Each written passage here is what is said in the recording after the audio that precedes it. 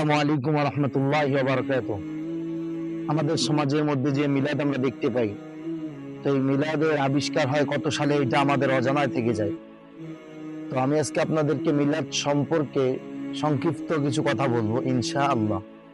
ষষ্ঠ শতাব্দী পর্যন্ত এই মিলাদের কোনো অস্তিত্ব ছিল না। মানুষ মিলাদ বলতে কোনো কিছুই বুঝতো না। মিলাদ আসলো কোথা থেকে, কিভাবে, মিলাদ কাকে বলে, এই সম্পর্কেও মানুষের কোনো জ্ঞান ছিল না। মোট কথা, মিলাদ বিষয়ে মানুষ পরিপূর্ণভাবে অজ্ঞ ছিল।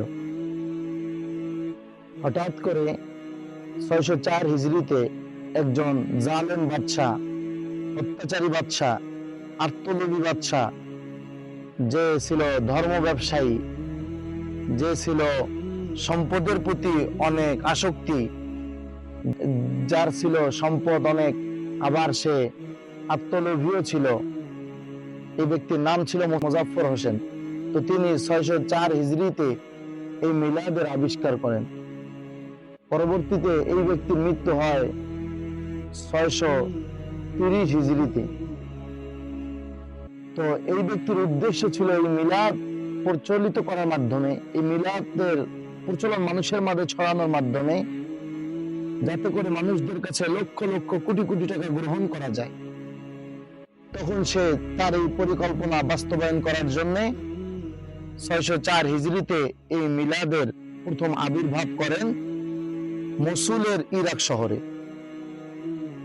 আর তখন তিনি এই মিলাদের নামে তার প্রজাদের কাছ থেকে লক্ষ লক্ষ টাকা গ্রহণ করতেন এই মিলাদের নাম দিয়ে। তো এই ব্যক্তি ছিল একজন বাদশাহ। এই ব্যক্তি তখন তার প্রজাদেরকে বলতো যে এই মিলাদ ইসলামের অন্তর্ভুক্ত, এই মিলাদ করতে হবে, এই মিলাদ করার মাধ্যমে নবীজির শাফাত পাওয়া যাবে। তো তার চিন্তাধারা ছিল এই মিলাদের নাম দিয়ে আমার যেন কিছু টাকা পয়সা অর্জন হয়, আমি যেন বড় প্রভাবশালী হয়ে যেতে পারি। এর লক্ষ্য বস্তু, তার উদ্দেশ্য ছিল এটাই। তো পরবর্তীতে সে ১২ রবিউল আউয়াল এই জশ্নে জুলুস বা ঈদে মিলাদুন নবী নামে বড় এক ধরনের ঈদ উদযাপন করে, এক ধরনের মাহফিলের আয়োজন করে। হাজার হাজার মানুষ, লক্ষ লক্ষ মানুষের সমাগম যেখানে হয়, মানুষের জনসমুদ্রে পরিণত হয়, এরকম একটা পরিবেশ চলে আসলো যে মানুষেরা মিলাদ শুরু করে দিল। মানুষদের মাঝে মিলাদের একটা ব্যাপকভাবে প্রচলন শুরু হয়ে গেল।